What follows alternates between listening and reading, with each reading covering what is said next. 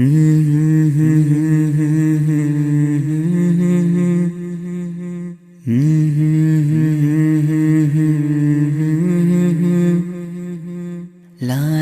la la la la la la Kannari na. Good morning, my dear students. Let's continue the lesson A Hero from the paragraph 6. Already we have learned the hero lesson, the 5 paragraphs in the previous class. So today let me continue the story, how it is going to continue between the Swami and his father. So look at in the 6th paragraph what it is given here. Swami father sat gloomily gazing at the newspaper on his lap. Swami rose silently and tiptoed to his bed in the passage. Granny was sitting up in her bed and remarked, "Boy, are you already feeling sleepy? Don't you want to hear a story?" Swami made wild gesticulations to silence his granny, but that good lady saw nothing. So Swami threw himself on his bed and pulled the blanket over his face. So, my dear students, in the previous paragraph, we come to know. So, the father want to make a Swami to sleep alone without the help of granny. So, when it come to know there is no chance to escape by the Swami, suddenly what he was doing, he saw his father was busy in reading the newspaper silently without making any noise. Here, tiptoed means walking on the front foot. He went to his bed and he sat sitting near to the granny. He went and slept. So when the granny saw that the boy was sleeping, she got some confusions. Why Swami was sudden went to sleep? What was the matter? So she started to speak with the Swami and asked, "Why you are sleeping? So do you are getting too much tired? Today you will not listen to the story what I am going to say." When she asked, Swami was too angry with her granny, because if the granny voice is listening towards to his father will come and make him to wake up and to make him to sleep in his office. So what happened here? Granny said, "Don't cover your face. Are you really very sleepy, Swami?" Leaned over his whispered, Please shut up, Granny. Don't talk to me. And don't let anyone call me even if the house is on fire. If I don't sleep at once, perhaps I shall die." He turned over and curled and snored under the blanket till he found his blanket pulled away. ಏನಾಗುತ್ತೆ ಇಲ್ಲಿ? So the granny said, don't cover your face. ಯಾಕೆ ತುಂಬ ಹೊಚ್ಕೊಂಡು ಮಲ್ಕೋತಾ ಇದೆಯಾ? ನಿನಗೆ ತುಂಬ ನಿದ್ದೆ ಬಂದಿದೆಯಾ? So ಅಂತ ಹೇಳಿದಾಗ ಲೀಂಟ್ ಓವರ್ ಆ್ಯಂಡ್ ವಿಸ್ಪರ್ಡ್. ಸ್ವಾಮಿ ಏನು ಮಾಡ್ತಾನೆ, ನಿಧಾನಕ್ಕೆ ಸೌಂಡಲ್ಲಿ ಅಜ್ಜಿ ಹೇಳ್ತಾನೆ, ಸ್ವಲ್ಪ ಬಾಯಿ ಮುಚ್ಚು, ನೀನೇನಾದರೂ ಒದರೋದು ಕೇಳಿದರೆ ಸೊ ಅಪ್ಪ ಏನು ಮಾಡ್ತಾನೆ, ನನ್ನನ್ನು ಆಫೀಸಲ್ಲಿ ಮಲ್ಕೋ ಅಂತ ಹೇಳ್ಬೋದು. ಈಗ ನಾ ಮಲ್ಕೊಂಡಿರೋದು ಯಾರಿಗೂ ಗೊತ್ತಾಗಬಾರ್ದು. ಒಂದು ವೇಳೆ ಮನೇಲಿ ಬೆಂಕಿ ಬಿದ್ದು ಮನೆ ಸುಟ್ಟೋದ್ರೂ ಕೂಡ ನಾನು ಎಬ್ಬಿಸ್ಬೇಡ ಅಂತ ಏನು ಮಾಡ್ತಾನೆ ಅವ್ರ ಅಜ್ಜಿಗೆ. ಹಿ said to her granny and curled and snored under the blanket. Curled means what? ಕಾಲನ್ನು ಮಡಚಿ ಸೊ ಹೊದಿಕೆ ಹೊಚ್ಕೊಂಡು ಗೊರಕೆ ಹೊಡೆಯೋಕ್ಕೆ ಸ್ಟಾರ್ಟ್ ಮಾಡ್ತಾನೆ. Presently is father came and stood over him. ಅಷ್ಟೊತ್ತಿಗೆ ಅವ್ರ ಫಾದರ್ ಏನು ಮಾಡ್ತಾರೆ, ಅವನು ಮಲ್ಕೊಂಡಿರೋ ಜಾಗದ ಮುಂದೆ ಬಂದು ನಿಲ್ತಾರೆ. ಸ್ವಾಮಿ ಗೆಟಪ್, ಈ ಸೇಡ್, ಏಳು ಮೇಲೆ ಅಂತ ಜೋರಾಗಿ ಒದರ್ತಾರೆ. ಈ looked like an apparition in the semi-darkness of the passage. What is here apparition means? ದೆವ್ವ. ಅವ್ರ ಅಪ್ಪ ಅವನಿಗೆ ಯಾವ ಥರ ಕಾಣ್ತಾ ಇದ್ದ? ಸೊ ಕತ್ಲಲ್ಲಿ ಎದ್ದು ನಿಂತಿರೋ ಒಂದು ದೆವ್ವದ ಥರ, ಭೂತದ ಥರ ಕಾಣ್ತಾ ಇದ್ದ. So he shadow was on the floor. ಅವನು ಎದ್ದು ನಿಂತಿರ್ತಕ್ಕಂಥ ನೆರಳು ಆ ಸ್ವಾಮಿ ಪಕ್ಕ ಹೀಗೆ ಕಾಣ್ತಿತ್ತು, ಒಂದು ದೆವ್ವದ ನೆರಳು ಥರ ಕಾಣ್ತಿತ್ತು. Swami stirred and groaned as if in sleep. Father get up Swami, granny pleaded. Granny means ಯಾಕೆ ಅವನಿಗೆ ಅಷ್ಟೊಂದು ಫೋರ್ಸ್ ಮಾಡ್ತೀಯಾ? Why do you disturb him? ಯಾಕೆ ಅವನಿಗೆ ಡಿಸ್ಟರ್ಬ್ ಮಾಡ್ತೀಯಾ ಅಂತ ಆ ಅಜ್ಜಿ ತನ್ನ ಮಗನಿಗೆ ಕೇಳ್ತಾಳೆ. Get up Swami said father at the third time. ಮೂರನೇ ಟೈಮ್ ಫಾದರ್ ಏನು ಮಾಡ್ತಾರೆ, ಜೋರಾಗಿ ಸ್ವಾಮಿಯನ್ನು ಎಬ್ಬಿಸ್ತಾರೆ. ಸೊ ಸ್ವಾಮಿ ಗಾಟ್ ಅಪ್, ಎದ್ದು ನಿಲ್ತಾರೆ. ಯಾರು? Swami. So father rolled his bed tucked under his arm and said come with me ಅಂತ. ಅವನು ಮಲಗಿರ್ತಕ್ಕಂಥ ಹಾಸಿಗೆಯನ್ನು ಮಡಚಿ ಬಾ ನನ್ನ ಜೊತೆ ಅಂತ ಅವನನ್ನು ಹಿಂದೆ ಕರ್ಕೊಂಡು ಮುಂದ್ಗಡೆ ಹೋಗ್ತಾರೆ.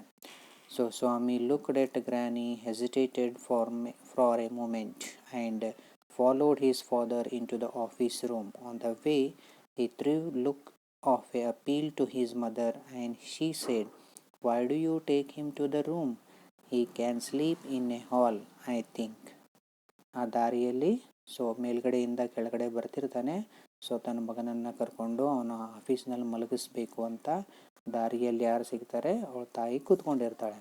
ಸ್ವಾಮಿ ತನ್ನ ಕಣ್ಸನ್ನೆಯಲ್ಲಿ ಏನು ಮಾಡ್ತಾನೆ, ತನ್ನ ತಾಯಿಗೆ ರಿಕ್ವೆಸ್ಟ್ ಮಾಡ್ಕೊ, ನಾನು ಇಲ್ಲೇ ಮಲಗ್ತೀನಿ ಅನ್ನೋ ಥರ ಗೆಸ್ಟ್ಯಾಕ್ಯುಲೇಷನ್ಸ್ ಅಂತ ತೋರಿಸ್ತಾನೆ. ಅಂದರೆ ಕೈ ಮತ್ತು ಮುಖದ ಭಾವವನ್ನು ಬದಲಾವಣೆ ಮಾಡ್ತಾನೆ. ಅದಕ್ಕೆ ಅವ್ರ ತಾಯಿ ಏನು ಹೇಳ್ತಾರೆ, why do you take him, ಅವನು ಯಾಕೆ ಆಫೀಸ್ ರೂಮಲ್ಲಿ ಮಲಗಿಸ್ತೀಯ, ಅವನು ಇಲ್ಲೇ ಹಾಲಲ್ಲಿ ಮಲಗಲಿ ಬಿಡು ಅಂತ ತನ್ನ ಗಂಡನಿಗೆ ಹೇಳ್ತಾಳೆ. ಯಾರು? Swami mother. I don't think so.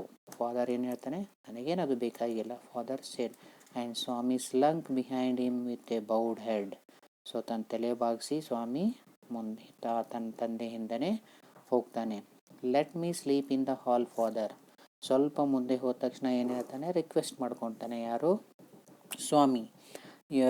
ನಾನು ಇಲ್ಲೇ ಹಾಲಲ್ಲಿ ಮಲಗ್ತೀನಿ ಫಾದರ್.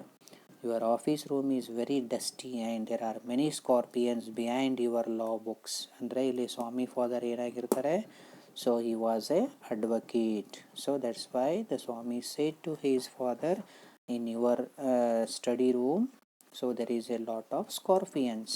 ನಿನ್ನ ಲಾ ಬುಕ್ ಹಿಂದ್ಗಡೆ ಸಾಕಷ್ಟು ಚೇಳುಗಳಿದೆ.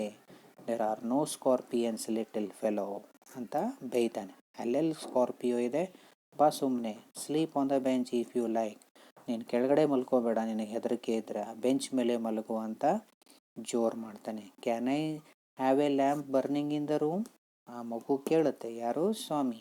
ಪಾಪ ಸ್ವಲ್ಪ ಬೆಳಕಿದ್ರೆ ನಡೆಯುತ್ತಾ ರೂಮಲ್ಲಿ? No, you must learn not to be afraid of darkness. ಇಲ್ಲ, ನೀನು ಡಾರ್ಕ್ನೆಸ್ಸಲ್ಲಿ, ಕತ್ಲಲ್ಲೇ ಮಲಗಬೇಕು, ಬೆಳಕು ಬೇಕಾಗಿಲ್ಲ ನಿನಗೆ. It is only a question of habit. You must cultivate good habit. ರಾತ್ರಿ ಯಾವಾಗಲೂ ದೀಪ ಹಚ್ಚಿ ಮಲಗಬಾರ್ದು. That is not a good habit. You should make it as a habit and you should sleep in a darkness ಅಂತ ಬುದ್ಧಿವಾದ ಹೇಳ್ತಾನೆ. Will you least leave the door open. ಹಾಗಾದರೆ at least door ಆದರೂ ಓಪನ್ ಮಾಡ್ಕೋಬೋದಾ father? Then all right, but promise you won't roll up your bed and go to your granny side at a night. If you do it I will make you the laughing stock of your school. ನೋಡು, ನಿನಗೆ door open ಮಾಡಿ ಮಲಗೋಕೆ ಅನುಮತಿ ಕೊಡ್ತೀನಿ, ಆದರೆ ನೀನು ಯಾವತ್ತೂ ಏನು ಮಾಡೋಂಗಿಲ್ಲ, ಮಧ್ಯ ಎಚ್ಚರ ಆದ ತಕ್ಷಣ ಹಾಸಿಗೆ ಮಡಚಿ ಮತ್ತೆ ನಿನ್ನ ಅಜ್ಜಿ ಪಕ್ಕ ಹೋಗಿ ಮಲಗಕೂಡ್ದು ಅಂತ ಹೇಳ್ತಾರೆ. ಯಾರು? ಸ್ವಾಮಿ ಫಾದರ್. ಹೀಗೆ the Swami father and a Swami both are going to have some deep discussion for sleeping purpose at in the room of the Swami's father. Because the boy was shivering, he was feared to sleep alone because he have a habit of sleeping always with the granny. Suddenly, what happened? The day came him to feel alone and to sleep in a Swami's father room. Next in the 10th paragraph, what it is there, the story, let we see. Swami felt cut off from humanity. ಅವನಿಗೆ ಸ್ವಾಮಿಗೆ ಅವನ ತಂದೆ ಮೇಲೆ ಏನು ಬಂತು? ಭಾಳ ಕೋಪ ಬಂತು. ಇವನು ಮನುಷ್ಯನೇ ಅಲ್ಲ ಅನ್ನೋಷ್ಟು ಅವನಿಗೇನಾಯಿತು? ಬೇಜಾರಾಯಿತು. He was pained and angry. ಅವನಿಗೆ ಅಷ್ಟೇ ಸಿಟ್ಟು ಕೂಡ ಬಂತು. He did not like to the strain of cruelty he saw in his father nature. ನಮ್ಮಪ್ಪ ಎಷ್ಟು ಕ್ರೂಯಲ್ ಇದ್ದಾನೆ, ಎಷ್ಟು ಕಠಿಣ ಇದ್ದಾನೆ, ಕ್ರೂರಿ ಇದ್ದಾನೆ ಅಂತ ಅವನಿಗೇನಾಯಿತು? ಅವರ ಫಾದರ್ ಮೇಲೆ ಹೇಟ್ ಆಯಿತು. ಜೊತೆಗೆ he hated the newspaper for printing the tiger story. ನನ್ನ ಮಗ ಪೇಪರಲ್ಲಿ ಈ ಟೈಗರ್ ಸ್ಟೋರಿ ಹಾಕಿದ್ದು, ನಮ್ಮಪ್ಪ ಅದನ್ನು ನೋಡೇ ನನಗೆ ಈ ಥರ ಮಾಡ್ತಾ ಇದ್ದಾನೆ ಅಂತ ಅವನಿಗೆ ಆ ನ್ಯೂಸ್ ಪೇಪರ್ ಪ್ರಿಂಟ್ ಮಾಡಿದವ್ರ ಮೇಲೂ ಕೂಡ ಏನಾಯಿತು, ಸೊ ಬೇಜಾರಾಯಿತು. He wished that tiger had not spared the boy. At least ಆ ಟೈಗರ್ ಆ ಮಗುನಾದರೂ ತಿನ್ಬಾರ್ದಾಗಿತ್ತ. Wouldn't not appear to the boy after all. ತಿಂದು ಅದು ಹೊಟ್ಟೆ ಯಾರಿಗೂ ಕಾಣಲಾರ್ದಂಗೆ ಏನಾಗಬೇಕಾಗಿತ್ತು, ಡಿಸಪಿಯರ್ ಆಗಬೇಕಾಗಿತ್ತು. ಯಾಕೆ ಈಗ ಆಗಲಿಲ್ಲ ಅಂತ ಅವನಿಗೆ ಬೇಜಾರಾಯಿತು. Why children? So the Swami fell too much of feeling somewhat hesitation because of the newspaper what the Swami father was reading. The story made him to teach a very good lesson for his son. So this made the hesitation for to the Swami. So let we see the 11th paragraph. As the night advanced and the silence in the house deepened, his heart beat faster. ಅಲ್ಲಿ ಏನಾಯಿತು, ಹೀಗೆ ಕತ್ಲಾಗ್ತಾ ಬಂತು, full ಮನೆ silent ಆಯಿತು. So the ಸ್ವಾಮಿಗೆ ಏನಾಯಿತು, ಭಯ start ಆಯಿತು. He remembered all the stories of devils and ghost he had heard in his life. ಅವನ ಸ್ವಾಮಿಗೆ ಈ ಮೊದಲು ಅಜ್ಜಿ ಹೇಳಿರ್ತಕ್ಕಂಥ ಎಲ್ಲ ಕಥೆಗಳು, ದೆವ್ವದ ಬಗ್ಗೆ ಇರ್ತಕ್ಕಂಥ ಎಲ್ಲ ಸೊ ನೆನಪುಗಳು ಬರೋಕ್ಕೆ ಸ್ಟಾರ್ಟ್ ಆಯಿತು. How often he's chum Mani had seen the devil in the banyan tree at his street end. ಅವನ ಒಬ್ಬ ಗೆಳೆಯ ಇದ್ದ, ಅವನ ಹೆಸರೇನು ಮನಿ ಅಂತ. ಅವನು ಒಂದು ಕತೆ ಹೇಳಿದ್ದ, ಯಾರಿಗೆ? ಸ್ವಾಮಿಗೆ. ಆ ಬ್ಯಾನಿಯನ್ ಟ್ರೀ, ಈ ಓಣಿಯ ಕೊನೆ ಎಂಡಲ್ಲಿ ಏನಿದೆ, ಒಂದು ಆಲದ ಮರ ಇದೆ, ಅಲ್ಲೇನಿದೆ, ಒಂದು ದೊಡ್ಡ ದೆವ್ವ ಇದೆ. And what about the poor Muniswami's father who spat out blood because the devil near the river edge slapped his cheek when he was returning home late on night. ಅವನಿಗೇನೋ ಒಂದು ಮುನಿಸ್ವಾಮಿ ಫಾದರ್ ಅವನ ಕಪಾಳ ಹೊಡೆದು ಅವನಿಗೆ ರಕ್ತ ಬಂದು ಅಲ್ಲಿ ಬಿದ್ದಿರೋ ಒಂದು ಘಟನೆ ಸ್ವಾಮಿಗೆ ನೆನಪಾಯಿತು. ಆ್ಯಂಡ್ ಸೋ ಆನ್, ಇದೇ ಥರ ಒಂದೊಂದೇ ಕಥೆಗಳು ಸ್ವಾಮಿಗೆ ರಿಯಲೈಸ್ ಆಗ್ತಾ ಬಂತು. And so on and his thought continued. He was faint with fear. ಅವನು ಅಲ್ಲೇ ಮಲಗದಲ್ಲೇ ನಡಗಕ್ಕೆ ಸ್ಟಾರ್ಟ್ ಮಾಡ್ದ. A ray of a light from the street lamp strayed in and